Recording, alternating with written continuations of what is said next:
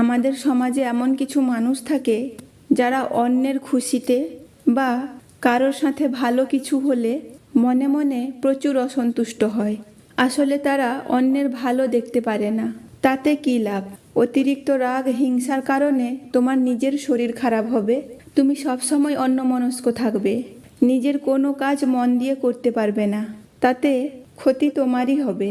তাই অন্যের ভালো দেখলে ভালো লাগা উচিত, যে যেটা আমি করতে পারিনি সেটা আর কেউ করতে পেরেছে।